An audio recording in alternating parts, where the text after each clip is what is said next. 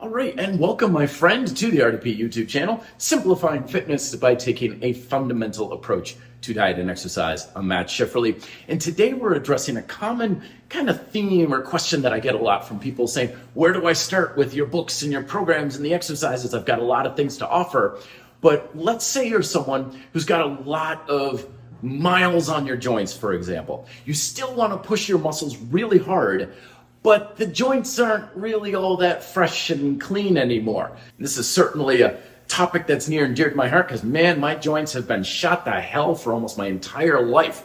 My knees were so bad before I even learned how to drive. I was hobbling around like an old man when I was in grade school. So thankfully, I've developed methods that are joint friendly but really intense on the muscles over the years, and these are the tips and things that I wish I knew back then that would have saved me a hell of a lot of pain. So first and foremost, get eyes on the problem. See if you can see someone in person, not the internet, not Google or anything, in-person healthcare professional who can look at what your aches and pains are, what's exactly causing them, and if possible, eliminate them outright, because that's the best thing to do. Tip number 2, don't blame the exercises that are causing the pain. So when I would do lunges, and I'd be like, oh, these lunges are killing my knees. Okay, I don't do lunges anymore. Yes, that did bring some temporary relief by not doing the lunges, but always remember that the exercises aren't causing the issue, they're exposing it. So what ended up happening most of the time, and myself included, is sure, I didn't do the lunges anymore, but the misalignments that were causing my knee issues were still there, still causing stress with other things I was doing, like cycling and running and stuff. And they were then free to get even worse, which potentially limits even more of your long-term ability to build muscle and strength. All right, so let's talk practical application here. What are the things that I would recommend? Well, there's 2 things that I would go after if every joint in my body was chronically sore, but I still wanted to work the muscles really hard. First and foremost, overcoming isometrics, and second is suspension calisthenics. There's 3 primary reasons why I recommend these. One is they give you complete freedom to position your body however you need to in order to have the best alignment and be the most joint friendly. Because anytime we're locking part of our body in place with machines or even just straight bars like a barbell or a pull-up bar or something, we're locking some degree of your joint angles and activations in place, giving you less freedom.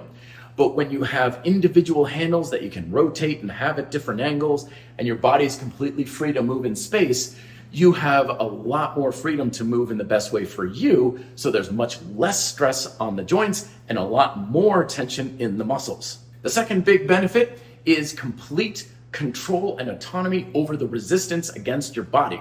So again, if we're lifting a very heavy bar like a bench press underneath, that weight is in charge of how much stress is going through your body.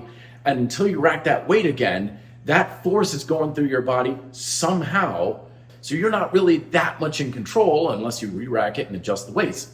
But with isometrics and suspension calisthenics, you can instantly change the resistance against your body, therefore your joints and your muscles, just by changing your body position or pulling harder on a set of straps. So you're always in control and make it much easier to load your muscles adequately without overloading your joints. And then finally, the third and one of the biggest reasons why I recommend these is these are extremely feedback heavy types of training.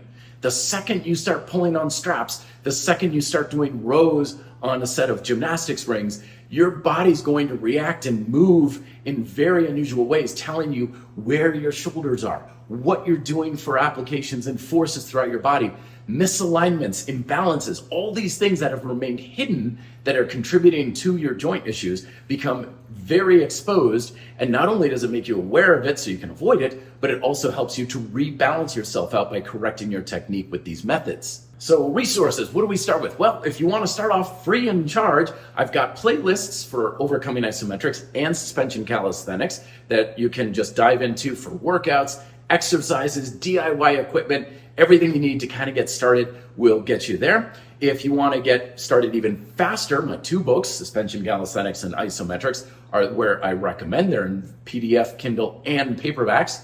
And when it comes to equipment, I recommend, well, you can use any kind of suspension equipment to probably work, but the NOSC suspension trainers are, in my humble opinion, the best design on the market by far. Everything else is a far distant second as far as versatility, effectiveness, and ergonomics.